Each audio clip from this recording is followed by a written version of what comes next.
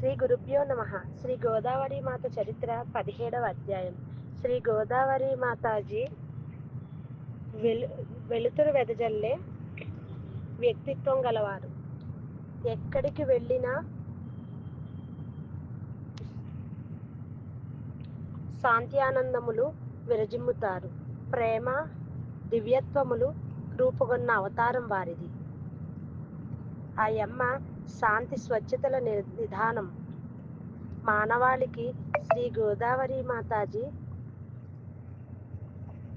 సందేశమేమిటి? ఆమె ప్రబోధాలు ఎట్టివి? వేదికలు ఎక్కుపెట్టి ఉపన్యాసాలు చేసి ఈ యుగంలో ప్రచారం పైన సమస్తము నడుస్తున్న ఈ కాలంలో శ్రీ గోదావరి మాతాజీ వాటిని అంటకుండా సుదూరంగా కాలానికి ఎదురీదుతున్నారు.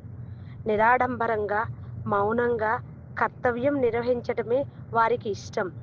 వారు వాదోపవాదాల జోలికి పోరు. నిష్కామ కర్మకే ప్రాధాన్యం ఇస్తూ వట్టి మాటలు చెప్పబదులు స్వయంగా ఆచరించి చూపిస్తూ ప్రబోధిస్తుంటారు.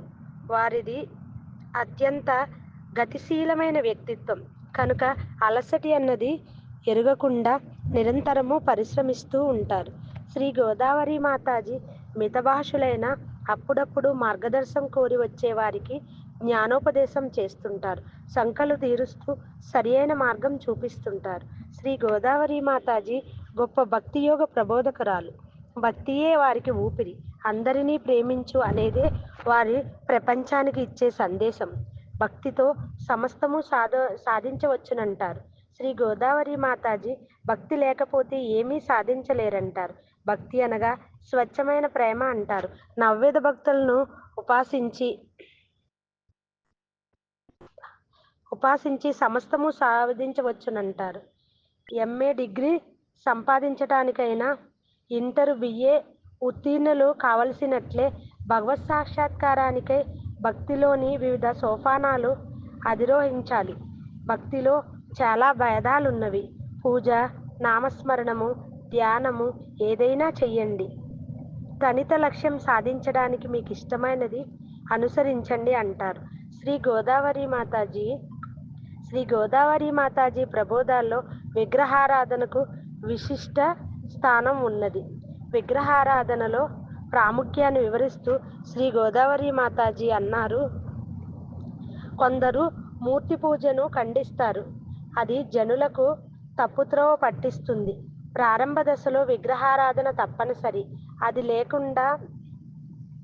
లేకుండా హఠాత్తుగా సదా ఏకాగ్రత మీరు సాధించలేరు.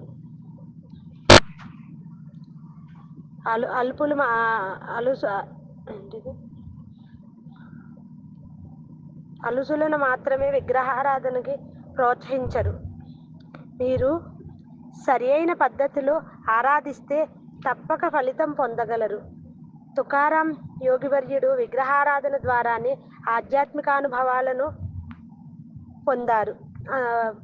ఆధ్యాత్మికానుభవాల పాఠం అందుకున్నారు. ప్రారంభంలో మూర్తి పూజ విధానం అవలంబించటమే అవసరం. తరువాత క్రమంగా నిరాకార నిశ్రేణితను అధిరోహించవచ్చును. లేకపోతే నిరాకారాన్ని చేరుకోలేవు. శాశ్వతానంద ప్రాప్తికై సాకార పూజలు అవసరం. కొందరు విగ్రహారాధనను నిరసిస్తూ మాట్లాడటం చేత జనులకు దానిలోని నమ్మకం పోతుంది. సామాన్య మానవులు జ్ఞాన మార్గం అనుసరించలేరు.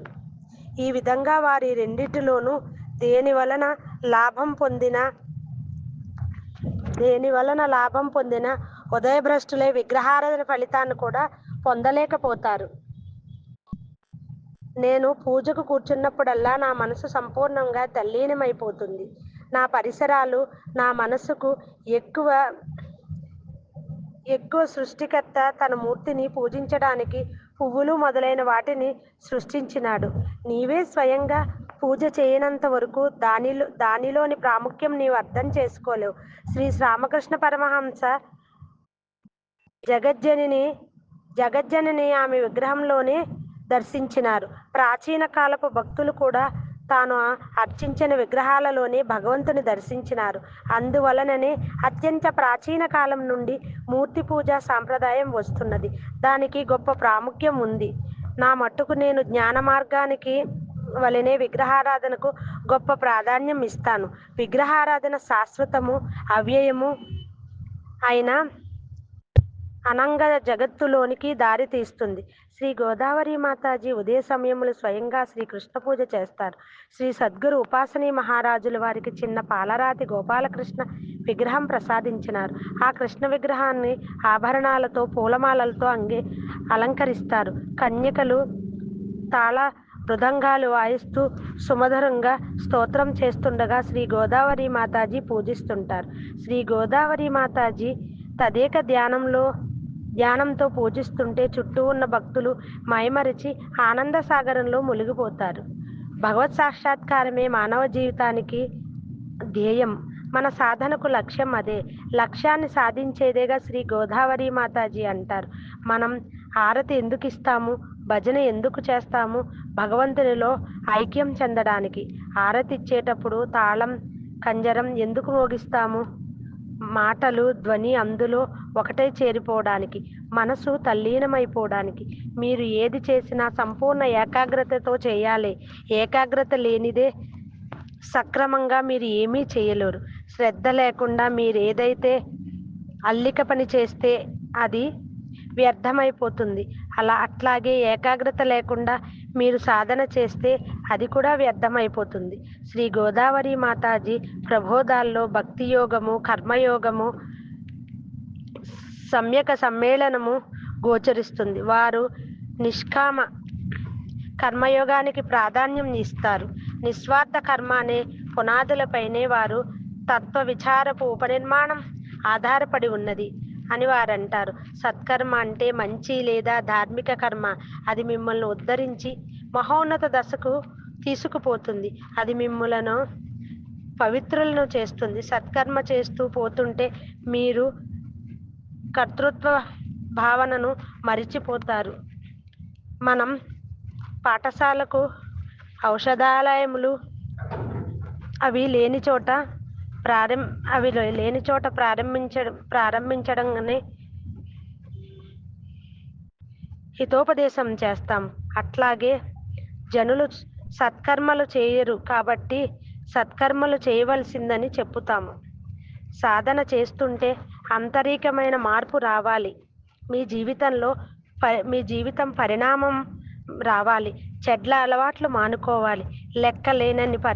లెక్కలేనన్ని సత్కర్మలు చేస్తూ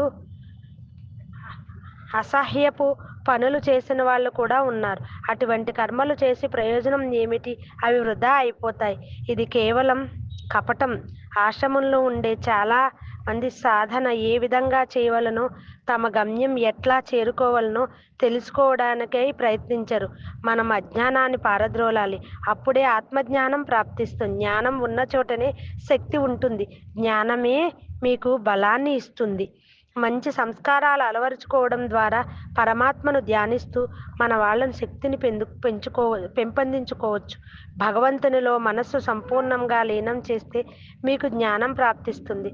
శాశ్వతానంద అన్వేషణ చేసే యాత్రికులకు, చీకటిలో కొట్టుముట్టాడే పటికులకు శ్రీ గోదావరి మాతాజీ బోధించే తత్వం వెలుగు దివిటీలాగా ఉపకరిస్తుంది. వారి మాటలు మీలో నూతన శక్తిని నింపి భగవత్ సాక్షాత్కార మార్గాన్ని మీకు ప్రకాశింపజేస్తాము. అది మీ సమస్త భవరోగాలను నిర్మూలించే అమృత గుళికలు. ఓం శాంతి శాంతి శాంతి. 17వ అధ్యాయం సంపూర్ణం. ఏ మనుష్య మాం ఆశ్రితః తాన్ సర్వేషస్య కర్మ వినాశః లభై.